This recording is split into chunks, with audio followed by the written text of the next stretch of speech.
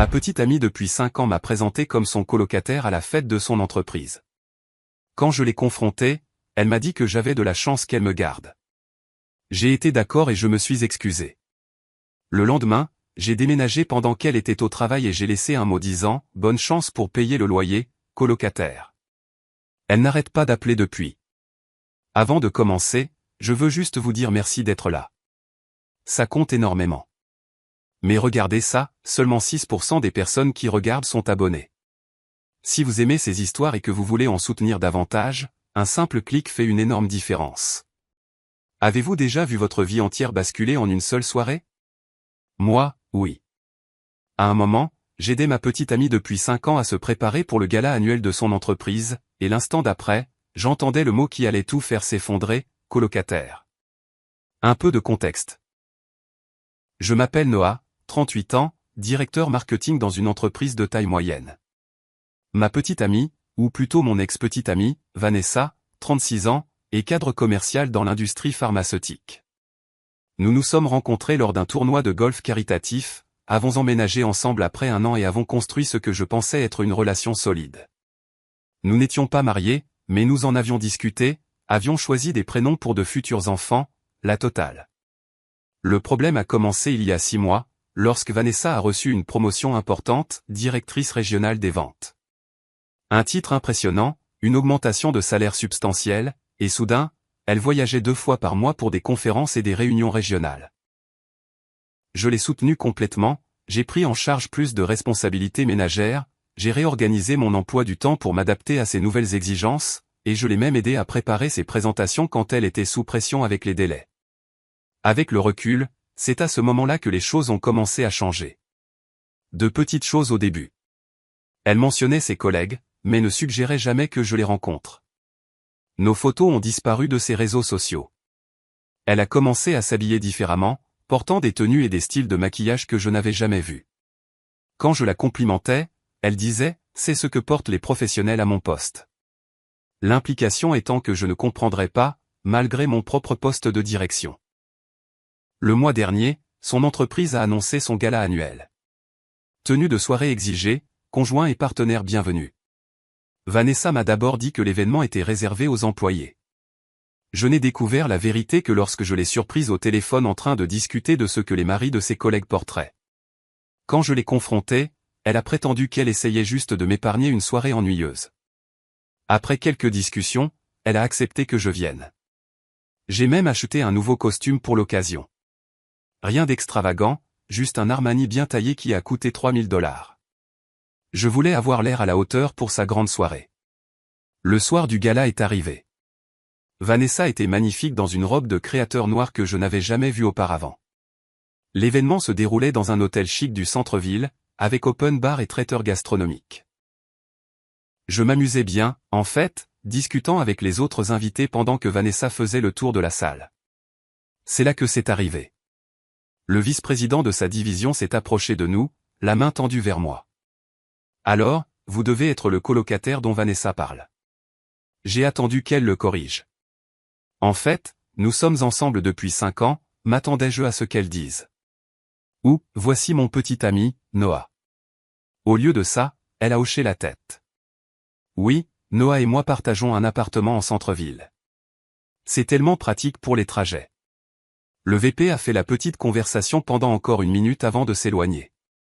Je suis resté là, mon verre de champagne figé à mi-chemin de mes lèvres, essayant de comprendre ce qui venait de se passer. Colocataire, ai-je murmuré une fois que nous étions seuls. Elle a haussé les épaules. Ne fais pas de scène. Graham est un homme traditionnel. Il valorise la famille et pense que les relations au travail ne sont pas professionnelles. Nous ne travaillons pas ensemble, ai-je souligné. Et depuis quand avoir une relation sérieuse n'est-il pas professionnel? Tu ne comprends rien à la politique d'entreprise, a-t-elle sifflé. Puis elle a affiché un sourire forcé alors qu'un autre cadre s'approchait. Pendant les 2 heures qui ont suivi, j'ai été présenté comme son colocataire, ou simplement Noah, à au moins une 12aine de personnes. À chaque fois, un peu plus de ma patience s'effritait. Au moment où nous sommes rentrés à la maison, je bouillonnais de rage, mais j'étais déterminé à avoir une conversation rationnelle. C'était quoi, ça, ai-je demandé alors qu'elle enlevait ses talons dans l'entrée. 5 ans ensemble et je deviens soudainement ton colocataire. Elle a soupiré de façon théâtrale, comme si j'étais un enfant qui ne pouvait pas saisir un concept simple. Ce n'est pas personnel, c'est professionnel. Mon statut relationnel n'est pas pertinent pour ma carrière. Pas pertinent? Tu m'as invité à un événement pour les partenaires. Je t'ai invité parce que tu n'arrêtais pas d'insister, dit-elle en se servant un verre de vin, sans m'en proposer. Honnêtement, tu devrais être reconnaissant que je te garde tout court. J'ai cligné des yeux. Pardon, j'ai mal? Soyons réalistes, Noah. Je suis en bonne voie pour intégrer la haute direction d'ici 2 ans. Ma carrière décolle. Pendant ce temps, toi, tu es. Elle a fait un geste vague dans ma direction, confortable. Je suis directeur dans mon entreprise, lui ai-je rappelé. Je gagne un salaire à 6 chiffres. J'ai soutenu chacun de tes choix de carrière. Elle a levé les yeux au ciel. Ton entreprise a quoi? 50 employés. La mienne en a 20 000. Tu es un grand poisson dans une petite mare. Elle a pris une gorgée de vin. Rends-toi à l'évidence. Tu as de la chance que je t'ai gardé. La plupart des femmes dans ma position seraient déjà passées à quelqu'un de mieux. Les mots m'ont frappé comme un coup de poing. 5 ans réduits à une œuvre de charité qu'elle m'accordait. J'ai réalisé que j'avais 2 choix. Je pouvais me battre, argumenter, essayer de lui faire voir ma valeur. Ou je pouvais être d'accord. J'ai choisi la deuxième option. Tu as raison, ai-je dit calmement. Je n'ai pas apprécié ton succès à sa juste valeur. Je suis désolé. Cette capitulation soudaine l'a prise au dépourvu.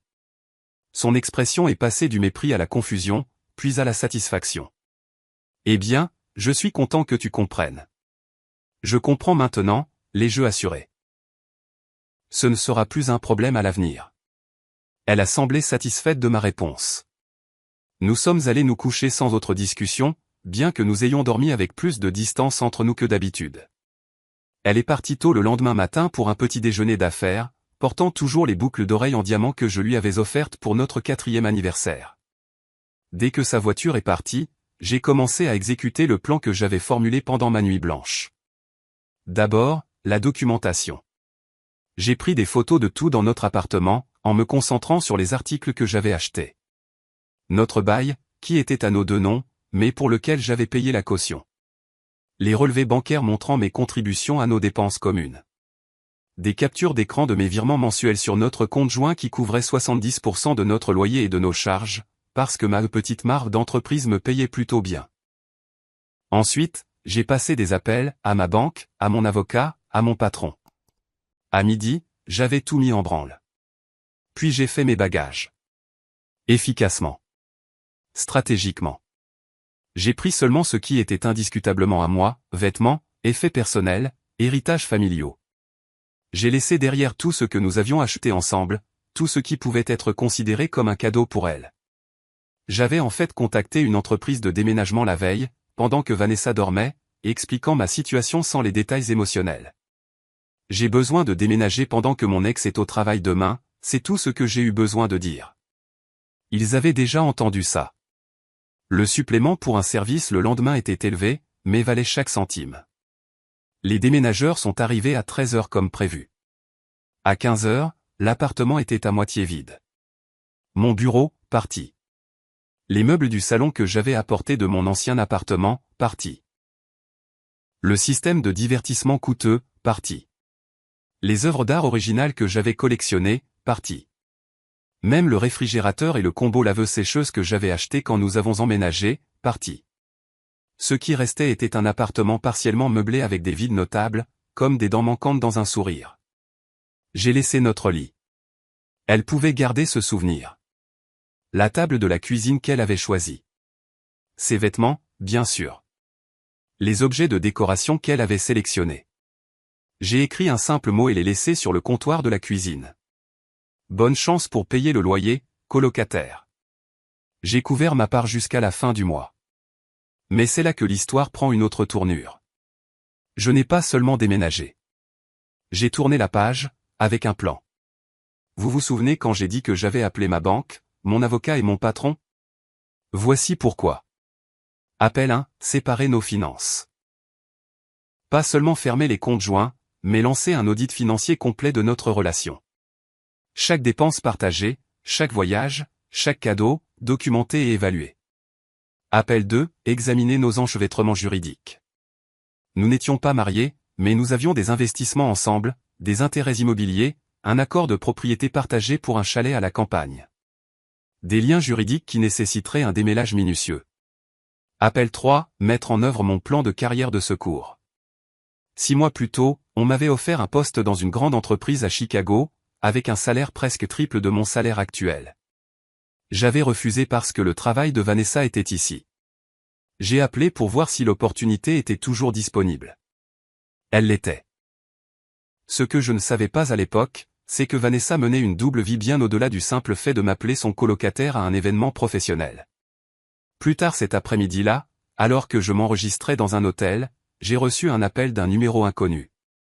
C'était Graham, le VP de Vanessa, de toutes les personnes possibles. Noah, c'est délicat, mais est-ce que vous et Vanessa êtes toujours ensemble? Confus par sa question et le fait qu'il ait mon numéro, je lui ai demandé comment il l'avait obtenu. Vous m'avez donné votre carte de visite au gala, a-t-il expliqué. Vous avez dit de vous contacter si jamais nous avions besoin de conseils en marketing. Je l'ai gardé parce que, franchement, quelque chose clochait dans votre situation. J'ai confirmé que Vanessa et moi venions de rompre. Il y a eu une longue pause. C'est ce que je pensais. Écoutez, il y a quelque chose que vous devriez savoir. La raison pour laquelle je vous ai appelé son colocataire hier soir, c'est parce que c'est comme ça qu'elle vous décrit depuis des mois. Mais elle voit aussi quelqu'un d'autre. Charles, du service juridique. Ils ont été assez ouverts à ce sujet lors d'événements professionnels où vous n'étiez pas. Le sol s'est dérobé sous mes pieds. À quel point ouvert? Des démonstrations d'affection en public lors du dernier séminaire d'entreprise, des chambres partagées lors de voyages d'affaires. Tout le monde supposait que vous aviez une sorte d'arrangement. Je l'ai remercié pour son honnêteté et j'ai mis fin à l'appel, les mains tremblantes. Pas seulement un colocataire, mais une couverture pratique pour sa liaison. Cette révélation a tout changé. Ma réponse mesurée me semblait maintenant inadéquate. La sortie soigneusement calculée paraissait trop douce pour la tromperie que j'avais subie. J'ai donc lancé la phase 2. Ce que je reconnais maintenant comme étant le passage à l'arme nucléaire. En 48 heures, j'ai 1. Retiré ma part de notre investissement immobilier de vacances partagées, forçant une vente à un très mauvais moment sur le marché. 2. Notifier à notre propriétaire que je ne renouvellerai pas le bail, qui expirait dans 60 jours. J'ai payé ma part jusqu'à cette date, mais j'ai clairement indiqué que je me retirais de tout accord futur. 3. Contacter le département des ressources humaines de mon ancienne entreprise pour décliner leur contre-offre, expliquant que je déménageais pour des raisons personnelles. J'ai mentionné que la relation de ma compagne avec quelqu'un de son entreprise avait rendu ma position intenable. Je n'ai pas donné de nom, mais j'ai laissé des indices. 4. Publier une seule mise à jour sur les réseaux sociaux annonçant mon excitante nouvelle carrière à Chicago, en identifiant plusieurs amis communs qui s'assureraient que Vanessa la voit. 5. Appeler mon cousin, qui travaille dans la même entreprise pharmaceutique dans une autre division.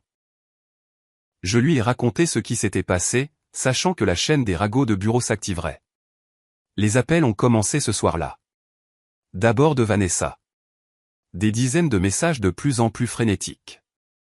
Où sont toutes tes affaires? Tu déménages sérieusement à cause d'un seul commentaire, tu ne peux pas partir comme ça, le loyer est dû la semaine prochaine, pourquoi Simone de la compta me pose des questions sur Charles? Je n'ai répondu à aucun. Puis est venu le SMS qui a confirmé que j'avais atteint ma cible, il nous enquête, moi et Charles, pour violation des règles sur les relations non déclarées en milieu de travail. Que as-tu fait? Toujours pas de réponse de ma part. Au 3e jour, son ton avait complètement changé. Noah, s'il te plaît. Je suis désolé. Ce que j'ai dit était horrible. Tu n'as jamais été juste un colocataire. S'il te plaît, rappelle-moi. Je ne l'ai pas fait. À la fin de la semaine, j'avais signé le contrat pour mon nouveau poste à Chicago, versé un acompte pour un appartement au bord du lac et je me préparais pour ma traversée du pays. C'est là que j'ai appris par des amis communs ce qui s'était passé. Vanessa avait été mise en congé administratif en attendant l'enquête. Charles avait apparemment affirmé qu'elle l'avait poursuivi agressivement, montrant leurs échanges de SMS pour se sauver. Son image professionnelle si soigneusement construite s'effondrait. Le chalet que nous avions acheté ensemble a été vendu à une perte importante, sa part étant la plus touchée en raison de la pénalité de retrait. Le propriétaire avait déjà mis notre appartement en location pour de nouveaux locataires, ce qui signifiait qu'elle devrait trouver rapidement un nouvel endroit, avec un crédit endommagé à cause des comptes joints que j'avais fermés. 2 semaines après le gala, alors que je chargeais ma voiture pour Chicago, Vanessa s'est présentée à l'hôtel. La cadre posée avait disparu, remplacée par quelqu'un que je reconnaissais à peine, les yeux rouges, les cheveux en désordre. Je n'étais pas surpris de la voir. Mon hôtel n'était pas un secret, j'avais utilisé notre carte de crédit commune pour le réserver initialement, avant de passer à ma carte personnelle, sachant qu'elle verrait la transaction sur le relevé. Une partie de moi s'attendait à cette confrontation, bien que je ne sois pas sûr qu'elle se montrerait vraiment. « Est-ce que tout ça, c'est parce que je t'ai appelé mon colocataire ?» a-t-elle demandé, la voix brisée. « Non » ai-je répondu, le premier mot que je lui adressais depuis mon départ. « C'est parce que lorsque j'ai protesté, tu as dit que j'avais de la chance que tu me gardes. » Je ne le pensais pas. J'étais stressé par le travail. Et en train de te la jouer devant le type marié avec qui tu couchais? Elle a tressailli. Graham te l'a dit? Tout le monde me l'a dit, Vanessa. Apparemment, j'étais le seul à ne pas savoir. J'ai fait une erreur, a-t-elle murmuré. Plusieurs erreurs. Mais détruire ma carrière, ma sécurité financière, c'est disproportionné. Et voilà. Le moment où j'ai réalisé que j'étais peut-être allé trop loin. Non pas parce qu'elle ne méritait pas de conséquences, mais parce que je n'avais jamais eu l'intention d'être le genre de personne qui organise la destruction de quelqu'un d'autre. Ma juste colère s'était transformée en quelque chose de plus laid. Tu as raison, ai-je admis. Je n'avais pas anticipé certaines des conséquences, comment tout se répercuterait en cascade. Alors aide-moi à arranger ça, a-t-elle plaidé. Parle au RH, dis-leur que tu as tout inventé. Je n'ai jamais parlé à tes RH, ai-je dit, honnêtement. Tout ça, c'était interne. Et non, je ne mentirai pas pour te protéger. Elle m'a regardé, le mascara coulant sur ses joues. Je t'aimais, tu sais. Ce n'était pas que du faux. J'ai fermé mon coffre. C'est drôle avec l'amour. Ça exige du respect, ce que, apparemment, même en tant que ton colocataire, je n'ai pas mérité. Je suis monté dans ma voiture et je suis parti, la regardant rapetisser dans mon rétroviseur. Chicago m'attendait. Un nouveau travail, un nouveau départ. Cela fait maintenant 6 mois. Ma carrière dans la plus grande entreprise a décollé. Il s'avère que mes compétences étaient commercialisables au-delà de ma petite mare. Je me suis fait de nouveaux amis, j'ai eu quelques rendez-vous, j'ai construit une vie dont je suis fier. Vanessa appelle encore de temps en temps. La dernière nouvelle de nos amis communs est qu'elle a été réintégrée au travail, mais rétrogradée. Charles a été muté dans une autre division. Elle vit dans un appartement beaucoup plus petit dans un quartier moins désirable. Les vêtements de marque ont été vendus sur des sites de dépôt-vente. Parfois, je me demande si je suis allé trop loin. Si, déclenché par la trahison et l'humiliation, je suis devenu quelque chose que je n'ai jamais voulu être, vindicatif, calculateur, froid. D'autres fois, je me souviens de son visage alors qu'elle balayait 5 ans de vie commune, de la cruauté désinvolte de quelqu'un qui pensait que je devais me sentir chanceux d'être gardé. La vérité se situe quelque part entre les deux. Je n'ai pas seulement déménagé, j'ai démoli la vie qu'elle avait construite sur les fondations de notre relation. Était-ce proportionné? Probablement pas. Était-ce ce qu'elle méritait? Je n'en suis toujours pas sûr. Ce que je sais, c'est ceci, je ne serai plus jamais le colocataire de personne. Et si ce costume à $3000 m'a appris quelque chose, c'est que parfois, le prix du respect de soi est élevé, mais il vaut chaque centime. Edith, waouh, ça a explosé cette nuit. Pour répondre à quelques questions fréquentes. 1. Oui, je regrette jusqu'où les choses sont allées. Mon intention était de partir avec dignité, pas de torpiller toute sa vie. Certaines conséquences étaient des résultats naturels de notre séparation, d'autres provenaient de la révélation de ses propres actions. 2. Non, je ne l'ai pas signalé directement au RH. J'ai mentionné la situation à mon propre service RH en déclinant leur contre-offre, et séparément, j'ai raconté ce qui s'était passé à mon cousin. L'enquête de l'entreprise a résulté des ragots internes, pas de ma plainte formelle. 3. Pour ceux qui disent que j'aurais dû simplement lui parler, j'ai essayé. Sa réponse a été de me dire que je devais être reconnaissant qu'elle me garde. Cela a fermé la porte à toute autre conversation. 4. Certains ont demandé si j'avais trouvé quelqu'un de nouveau. J'ai eu des rendez-vous, mais je prends mon temps. La confiance ne vient pas facilement après quelque chose comme ça. Mise à jour 3 mois plus tard. La vie continue de s'améliorer à Chicago. L'entreprise m'a promu après que j'ai ramené 2 clients majeurs. J'ai commencé à voir quelqu'un, une avocate d'affaires qui me présente comme son petit ami sans hésitation. La vie de Vanessa s'est quelque peu stabilisée. Par des amis communs, j'ai entendu dire qu'elle a vu un thérapeute et travaille sur son développement personnel. Elle m'a envoyé un long email s'excusant sans chercher d'excuses. J'ai apprécié, mais je n'ai pas répondu. Certains chapitres sont mieux laissés fermés. Le chalet s'est finalement vendu après des mois sur le marché. Mon avocat a tout géré, répartissant les bénéfices selon notre investissement initial. C'était moins que ce que nous espérions tous les deux, mais c'était juste. Avec le recul, je réalise que nous avons tous les deux causé des dommages. Elle avec sa trahison, moi avec ma réponse. La différence, c'est que je peux reconnaître ma part. C'est de la croissance, je suppose. Pour ceux qui se demandent si la vengeance fait du bien, pas vraiment. On ressent un vide une fois que la satisfaction initiale s'estompe. Ce qui fait du bien, c'est de se reconstruire, d'aller de l'avant et de réaliser que sa propre valeur ne dépendait pas, depuis le début, de la validation de quelqu'un d'autre. Si cette histoire vous a plu, n'oubliez pas de vous abonner et de laisser un petit commentaire. On adore lire vos réactions et vos expériences.